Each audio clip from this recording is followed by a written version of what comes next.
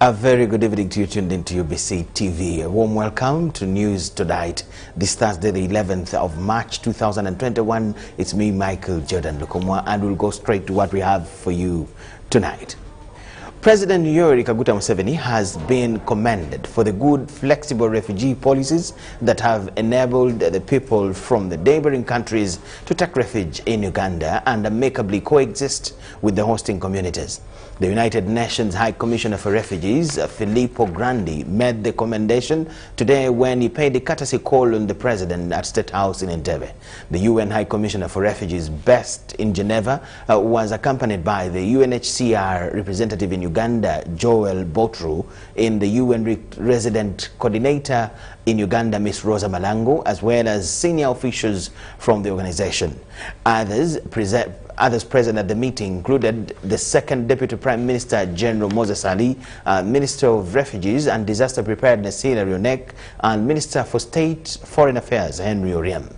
Grandi, who had just concluded his visit to one of the world's largest refugee settlements, Bidibidi, located in West Nile, told the President that he was very much impressed by what he witnessed at the camp and praised President Museveni and the government of Uganda for the inclusive refugee model. Uganda is the largest refugee hosting country in Africa. President Museveni warmly welcomed his guest, Grandi, to Uganda and asked his guest to look into providing refugees with alternative means of energy for cooking to avoid the practice of environmental degradation through cutting trees. President Museveni also urged the High Commissioner to deal with the relief and other logistics. He confirmed to his guest that all the refugees will be included in the nationwide program of COVID-19 vaccination.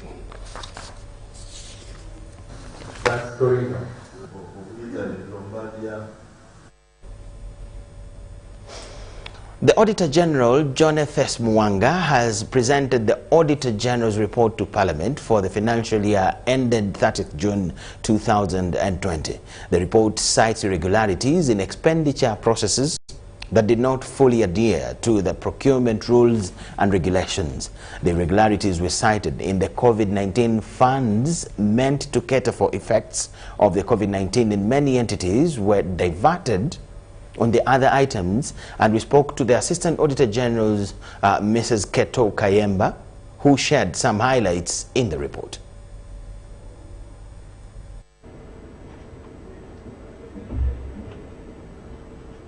The major highlights in the report, I think we have something around COVID and how it was, the money that was collected was spent. We have something about the loans that government is getting and the high interest rate at which they're getting it. And we wanted them to recognize that and try to see how they can rationalize around what we are spending on in terms of loans. We had the non-funding of the contingencies fund, and yet we have disasters which come in. The contingencies fund is put in place to ensure that when we have disasters, we are sort of prepared and we have money where to source money from and use. We have issues of budget performance as to how government performed, especially given the COVID intervention. We have that in the report. Some money was still sent back. The release was about 90-something%, and the money sent back was about 3%. Those are things in the report. We also have, we did an audit of the management of the fleet management, and we brought out to government that in most of the cases there was a ban on the purchase of government vehicles, and the ministries respected that. However, Minister of Public Service again gave out authority for them to buy, meaning that we thought government should relook at that whole policy and see how government can save money in vehicles. We also looked at the youth livelihood program, the women program, and we are talking about the low uptake of loans, and we thought that government needs to look at that and look at the bottlenecks and see how they can improve on that uptake.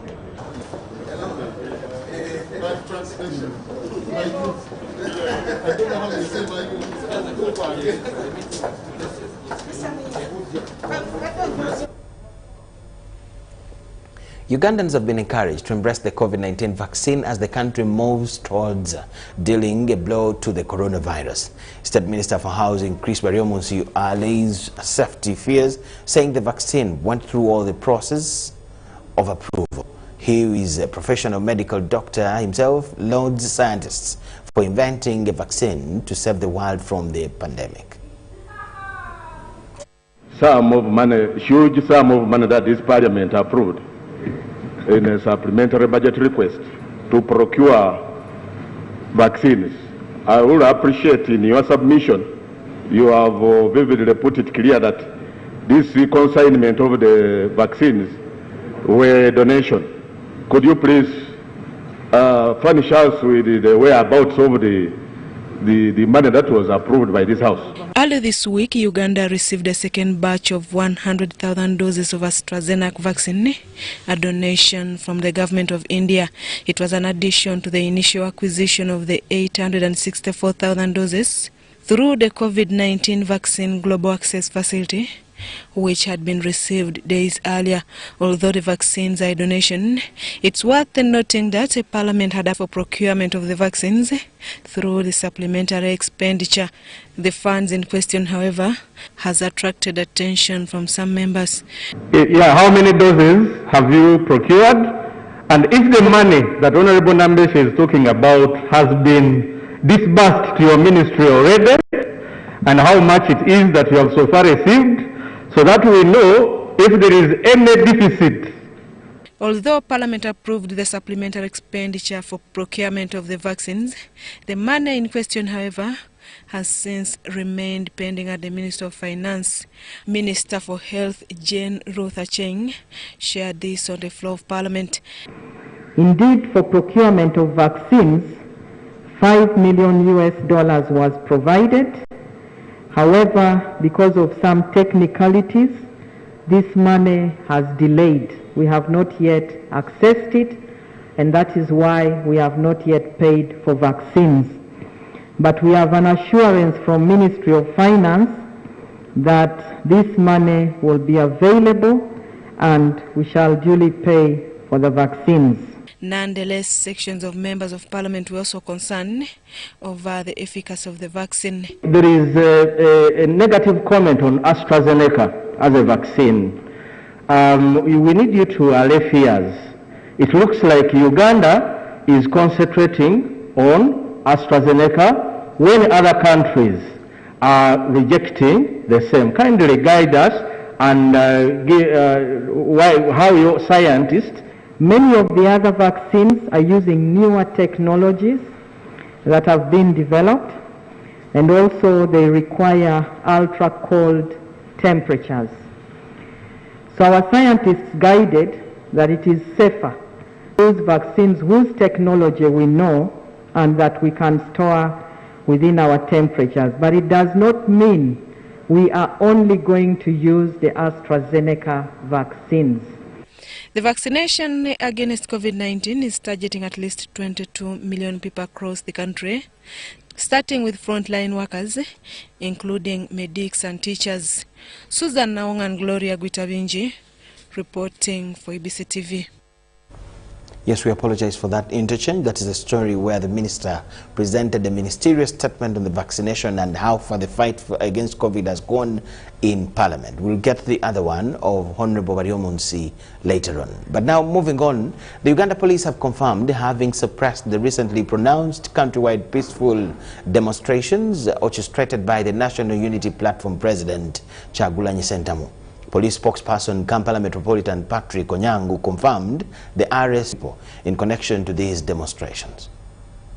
Early this week, former presidential candidate Robert Kyagulanyi Ssentamu pronounced nationwide demonstrations to protest the January 14th presidential elections and continued disappearance of his supporters. People power is stronger than the people in power.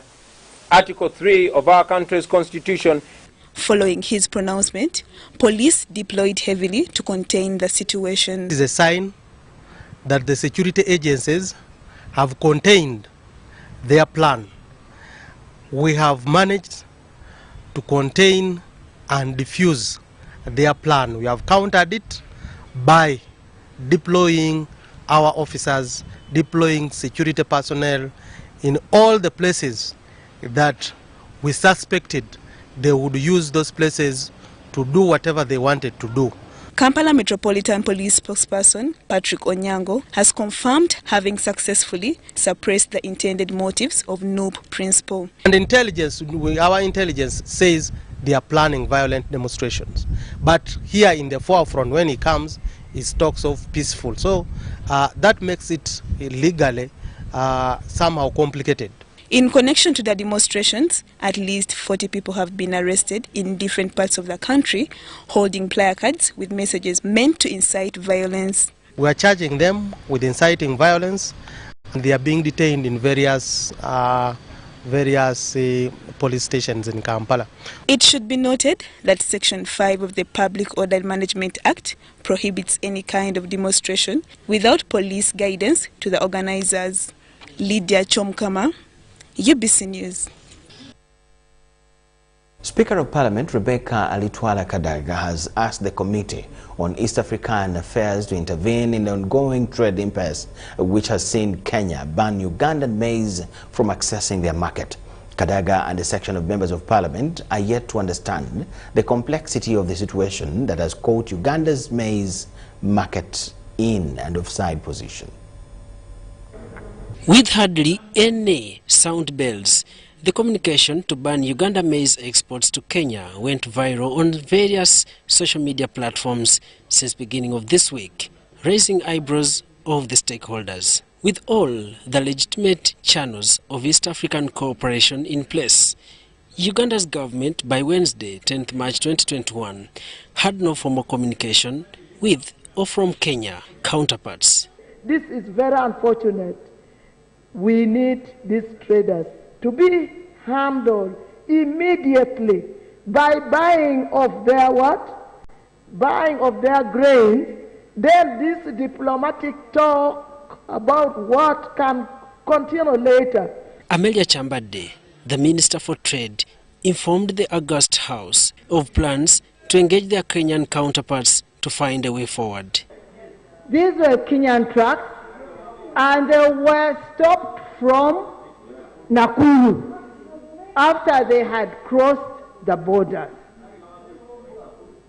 Yes, carrying our maize. But we have also the purchasing power. Because if we say we disconnect from Kenya, do we have the purchasing power to procure this? Really? But, honourable members, really, when will you take care of the interests of Ugandans? This is Right, Honourable Speaker. These are diplomatic measures, just to increase the pressure. Yes, we are increasing the pressure, right, Honourable Speaker. Government Chief Whip Ruth Nankabirwa also informed the House of President Museveni's position on the matter, saying the President has not turned a deaf ear to the situation. First of all, the President has already talked to his brother, President Uhuru, seriously, and the matter of just putting a ban without talking, like Honorable Media has indicated in her statement, was unfortunate. The President told me to remind this August House, as we get annoyed, rightly so, that the NRM, since 1980, has been championing Pan-Africanism to do away with borders.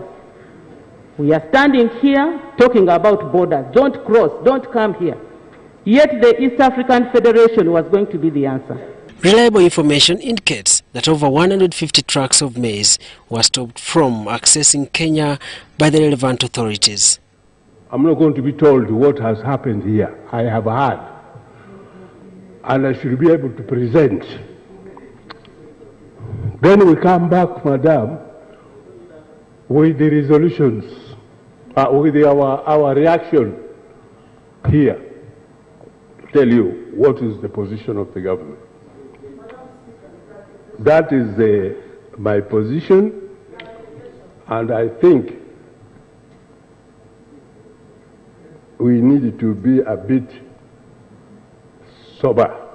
Meanwhile, Parliament also wants Uganda National Bureau of Standards to pronounce itself on the allegations that Uganda's maize contains aflatoxins. After a heated debate, the Speaker of Parliament, Rebecca Litwala Kadaga, asked the Committee on East African Affairs to take on the matter.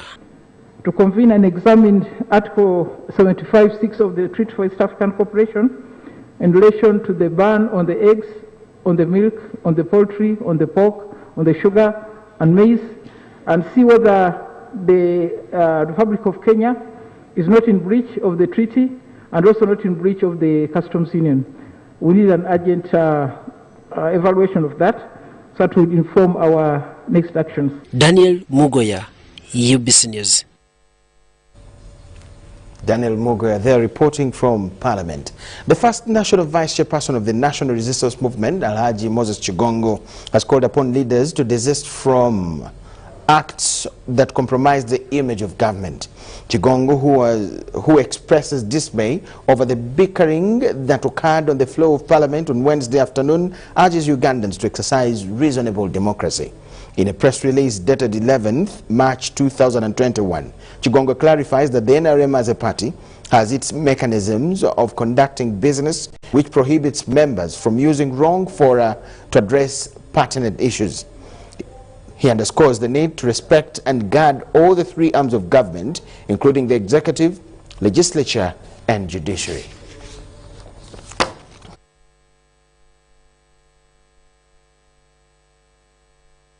Constitutional Court has dismissed petition where supporters of Wakaima Mukasa Nsereko wanted court to quash the judgments delivered by High Court and Court of Appeal when court declared Honorable Robert Kasule Ssebunya as a valid Member of Parliament for Nansana Municipality that was in 2015-2016 elections. In the judgment of the 5 justices of the Constitutional Court, read by Susan Kanyange, the application was disgusting before this honorable court and that it was not brought in public interest as the applicants alleged. In 2016, NRM candidate Robert Kasule Ssebunya filed a petition in High Court against Wakaima Musoke Nsereko and the Electoral Commission challenging the election of Nsereko on grounds that he had been illegally nominated as a candidate in the Nansana Municipality Member of Parliament race, yet he was not a registered voter and also lacked necessary academic qualifications. In the ruling, which was delivered by High Court Judge Vincent Okwang, court ruled in Robert Kasule Ssebunya's favor when it agreed with his presented grounds. Basing his ruling on Article 36 of the Parliamentary Election Act, Judge Okwang went ahead and declared Robert Kasule Ssebunya as the duly elected Member of Parliament for Nansana Municipality. Although Wakaima Musoka appealed against this ruling, however, Court of Appeal also upheld the first judgment by High Court. This prompted supporters of Wakaima to file a constitutional petition in Constitutional Court in 2018, seeking for constitutional interpretation on this issue. In this application, the petitioners accused the High Court and Court of Appeal for undermining Section 1 of the Constitution that gives people the right to decide on who is supposed to lead them. After perusing both sides' submissions, the panel of 5 justices, led by Deputy Chief Justice Richard Ibutera, dismissed this application. According to court, there was no question for constitutional interpretation in this matter. It's not enough to allege merely that a constitutional provision has been violated. If any rights have been violated as claimed, they are enforceable under Article 50 of the Constitution. The petition having been a disguised appeal lacks merit, cannot have been brought in public interest. Court rewarded the petitioners' costs to the respondents. The petitioners in this matter include Margaret Namiro, Rita Nalunkuma, Annette Nakayungu, and National Action for Awakening Uganda Sisimoka, led by Frank Gashumba. I think there is an opportunity to go to the Supreme Court. I think there's an opportunity. Chetugenda okukola. Era to believing anti Kibirige Ssebunya tabadde mubaka wa balonzi b'Nansana abadde mubaka wa judiciary. Stephen Nkalali, lawyer for Honorable Robert Kasule Ssebunya, was happy with the judgment. Of course, it's a win to him because as we understand the decision that came out by Court of Appeal, the time our client was in court was clear. Honorable Wakaima Musoke then didn't have any qualification. and he was not a registered voter. This case was presided over by the Deputy Chief Justice Richard Butera, Catherine Bamugemereire, Justice Irene Mulyagonja, and Justice Christopher Madrama. Deborah Namamonde, UBC News.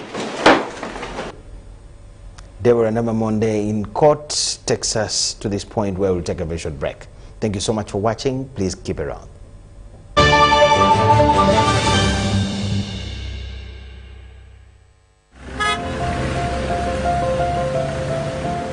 Kapo, you seem to be in a hurry. Where are you going to? I'm going to pay URA visit. But you can access URA online. Why pay a visit? To know more about the Kakasa business solutions, namely digital tracking solution, the voluntary disclosure program and electronic fiscal recepting and invoicing solution, which have turned my business around. You know I need to be on top of my game to protect my empire. If you know, you know. I too need to know what Kapo knows. Kakasa, be sure you are in charge of your business. Uganda Revenue Authority, developing Uganda together. Today tastes like a new tradition, like an old favorite. Tastes like all hands on deck and all eyes on the prize. Today tastes like a piece of the action. And it never tasted this good.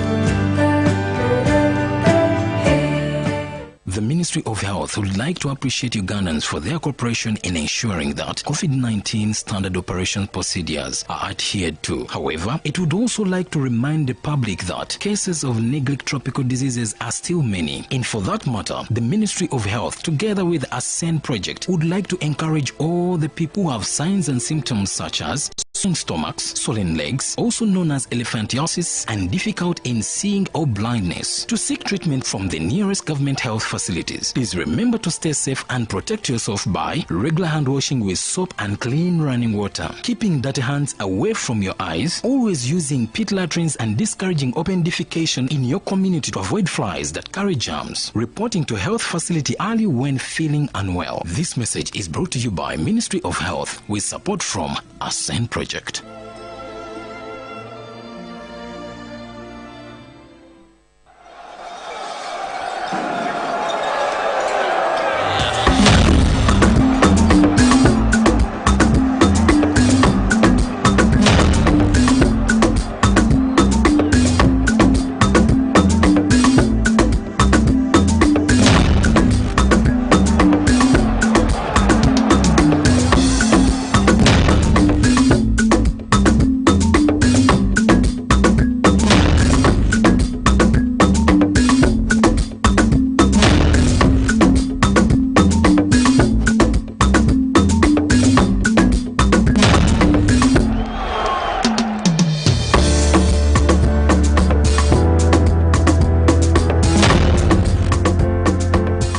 That's their way of stopping HIV. What about you?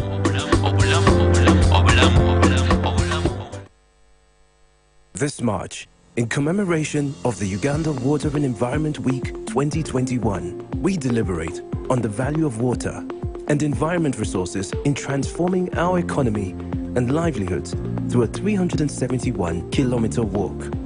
From Kampala through Mpigi, Mityana, Mubende, Chegegwa, Chenjojo, Fort Portal, to the riverbanks of River Nyamwamba in Kasese. We walk for water. We walk for the environment. We walk for climate change. We walk for public health. We walk for socio-economic transformation. The Uganda Water and Environment Week Walk is proudly sponsored by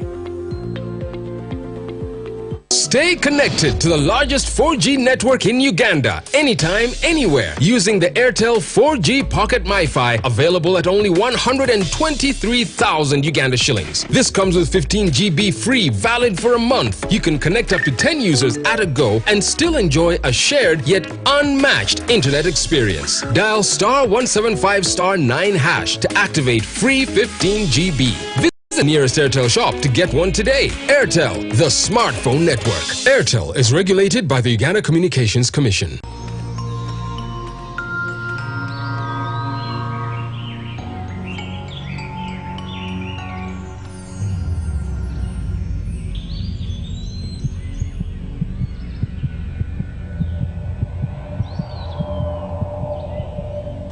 can't tolerate sexual harassment. Sexual harassment is unacceptable in our school. Because a good school equals a better life. Raising voices. Today tastes like a new tradition, like an old favorite. Tastes like all hands on deck and all eyes on the prize. Today tastes like a piece of the action. And it never tasted this good.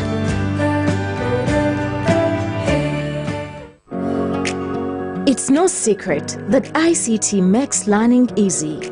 The strides made in our field could not be possible without it.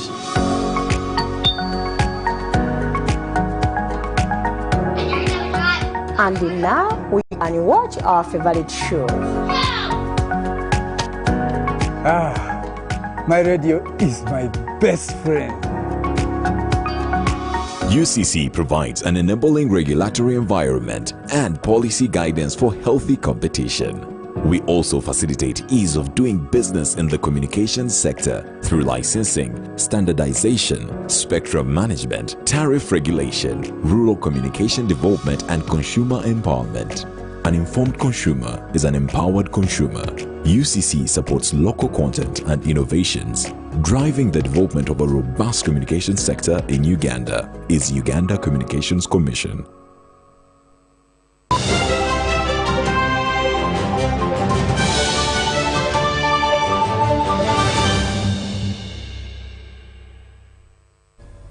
Thank you so much for watching, and from the break, welcome to Business News Tonight.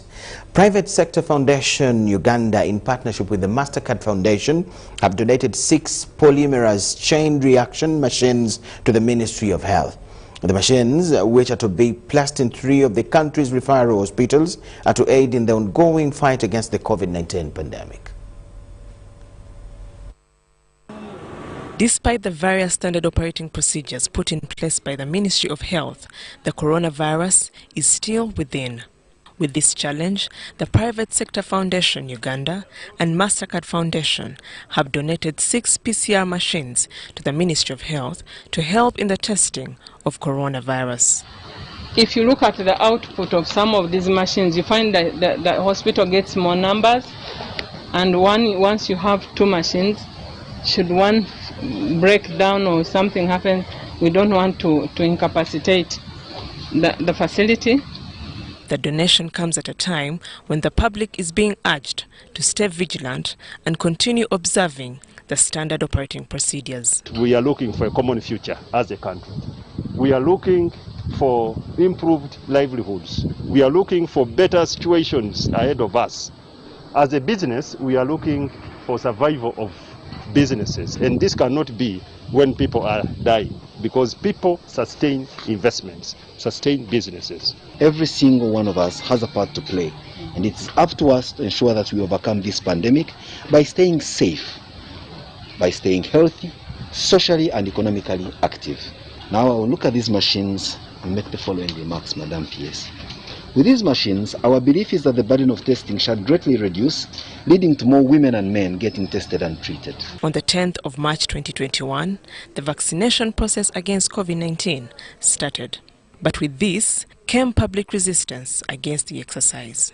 Nonetheless, Dr. Diana Atwini, the Permanent Secretary to the Ministry of Health, assured the country of the vaccine's safety. This vaccine is safe. And so we just want to continue reminding the people that yes, it is. Social media, it gives you that fear, but we just want to assure the public that the vaccine is safe. Nwasasra Isabella, UBC.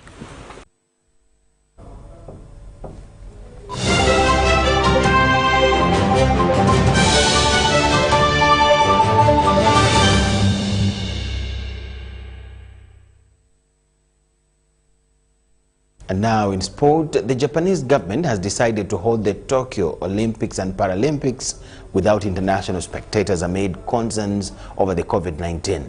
The Kyodo News Agency reported Tuesday. A five-party meeting previously announced on March 3rd that the decision on whether international spectators would be allowed to attend the games would be made by the end of March. The meeting was attended by representatives from the International Olympic Committee, the International Paralympic Committee, the Tokyo Olympic Organizing Committee, the Japanese government, and the Tokyo Metropolitan Government. However, Kyodo News cited unidentified officials as saying that the Japanese government has already decided that given the concerns of the Japanese people over the influx of the international funds amid COVID-19 and the coronavirus variants detected across the globe, they are set to disallow international spectators from attending the mega sporting event scheduled for July. Japan's Asahi Shimbun newspaper reported that the International Olympics Committee hopes Japan will allow in overseas Olympic sponsors, a request the Japanese government is said to be considering. In addition, the opening ceremony of the torch relay of March 25th will also be held without spectators in a bid to curb the epidemic, according to reports on Tuesday by several Japanese media outlets, including Kyodo News. Best winter sports athletes for unforgettable Olympic Winter Games Beijing 2022. We all are looking forward to this wonderful global celebration of sport. And we hope very much that we can continue this partnership also beyond the Olympic Games Beijing 2022. Yes, that will be at the Olympics, where people from overseas may not be allowed to be part of the sporting event. Thank you so much for watching. My name is Michael Jordan Lukomwa. Let's get back to you at 10 p.m. with more news. Right now, I'll leave you with Molen Kenyana, my colleague who has the weather forecast report. And a very warm welcome to tonight's weather report. My name is Molen Kenyana. Now, we do have a dry spell. I'm talking about mostly hot and sunny conditions across the country. And one thing for sure is that we could be dealing with similar conditions even for the next couple of days, as temperatures are also likely to remain equally high. Now, looking at our satellite, we can see that most of those conditions are due to the high pressure system over the north that is still relatively strong, and that is pushing dry winds towards our country. At the same time, we also have weak pressure systems south of our continent. Now, looking at those two conditions, we can see that that is likely to bring us a reduction in wet weather activities. Well, tomorrow in the morning, we're likely to start off the day with a bright and sunny morning across the country. We do expect some light rains though, but those will be only over the islands of Lake Victoria. Now, later in the afternoon, we will maintain mostly intervals of sunny and cloudy conditions across the country. We do expect to have some scattered rains, but those will be across the central part of the Lake Victoria basin. Now, our temperatures are likely to have numbers going up compared to what we had today. We have a maximum of 29 for Kampala, and a warm day is forecast across northern Uganda. We'll see temperatures going up to 33, 34 for the Karamoja region, and across Kabale Highlands, we will see a maximum of 25 degrees centigrade. Some of the world cities we have for you, we're forecasting sunny intervals across Mombasa with a very warm day.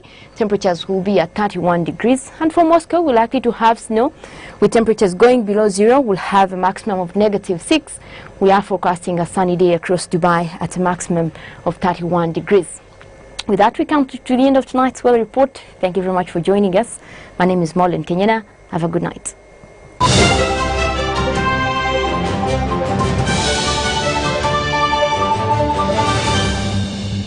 Brought to you by At Umeme, your safety is our top priority. Report illegal practices to Umeme when you detect them. Download the Umeme app for other services. Stay alert, stay safe, save lives. Umeme, powering Uganda.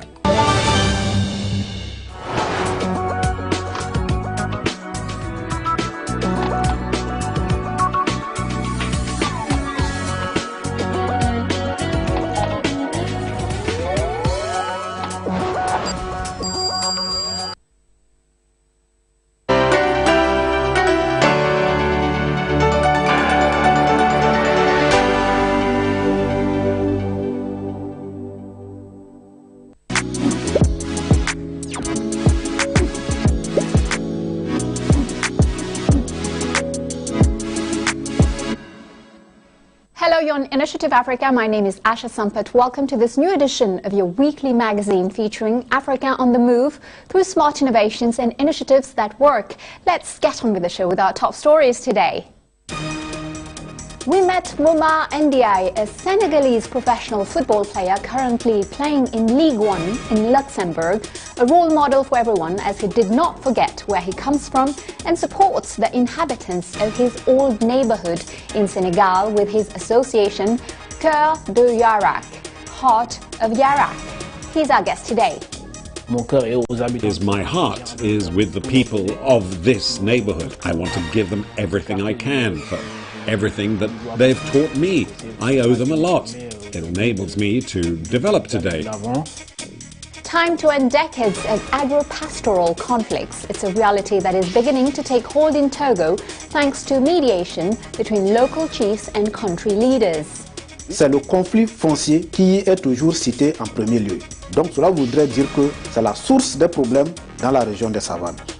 Football to the rescue of slums. In the suburbs of Nairobi in Kenya, this club combines sports and social mission to help young people. If you're going to get something from the community, you should be putting something back into the community. And that's where we made it into a community development project using football as the starting point. Conflicts come in many forms, but they all have one thing in common, an enmity that can dash hopes for progress and peace. In the northern savannah region of Togo in West Africa, farmers and livestock breeders who once fight, sometimes violently, for access to land and water, have found a way to coexist in peace and harmony through mediation efforts at local, regional and national levels. Coming up, the latest report in our continuing series, Voices for Peace, inspired by the African Union's Silencing the Guns initiative. Take a look.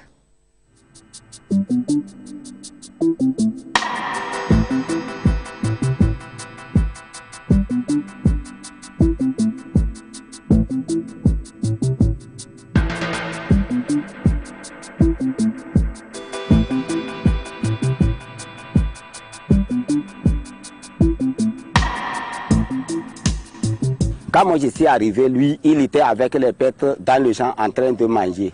Les bêtes mangent, lui, il est à côté, il les regarde. Quand je suis arrivé, je lui demande, devant toi là, tu vois, c'est quoi là-bas? Et puis, c'est comme ça. C'est là-bas qu'il m'a tapé.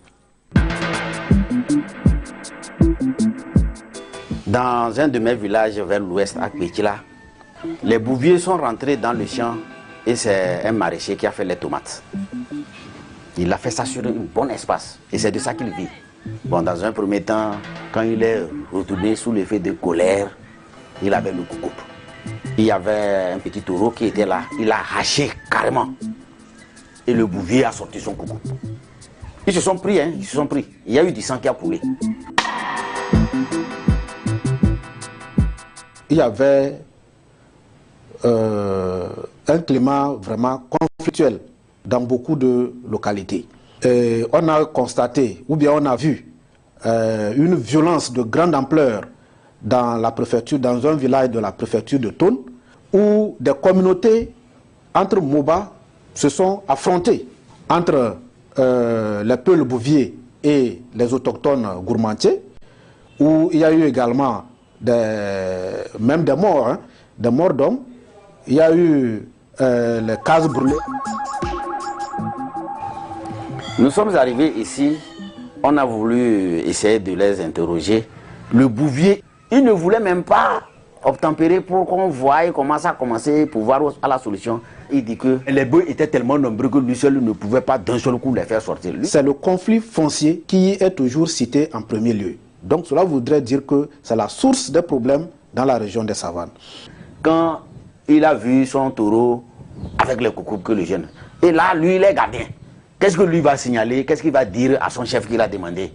Lui, on n'a qu'à lui dire ce que ça coûte. Et le jeune dit non, lui dire ce que ça coûte. Il faut que moi, en tant que chef, il faut que j'aille moi-même voir. Oui, on devrait faire la paix. S'il a pu payer pour les champs, là c'est fini. Tu les laisses partir. Lorsqu'il n'a pas payé, si le champ, l'affaire est toujours là-bas. Là, il a fait une facture de 345 000 au bouvier. Et nous aussi, nous sommes rentrés dedans, on a concilié en demandant pardon aux jeunes, jusqu'à ce qu'ils soient entendus. Et il a donné 95 000 plus 10 000 francs pour aller se soigner. Je ne s'est pas arrêté là-bas, j'ai appelé le président des Peuls. Je lui ai expliqué la situation qui a prévalu dans le village à Akpéi. Lui, il a essayé d'appeler tous ceux-là qui opèrent chez nous ici. Ils sont venus des délégations de chaque village. Et depuis ce jour, ils ont décidé de ne jamais se promener avec les couteaux. Si tu es là, il est bouvier actuellement, quand vous les voyez aux gens, ils n'ont plus les couteaux sur eux, mais plutôt les bâtons. Rares sont ceux-là qui tiennent les couteaux. Je crois que lorsque vous raisonnez et vous leur donnez des explications, les gens finissent par comprendre et se rendre compte qu'eux-mêmes, ils n'ont pas été du tout propres avec eux-mêmes et qu'ils se rendent eux-mêmes coupables de la dévastation de ces animaux. Donc ils comprennent et nous essayons ensemble. Au niveau des cantons, cet organe est appelé Conseil des sages de prévention et de gestion des conflits fonciers. Leur rôle consiste à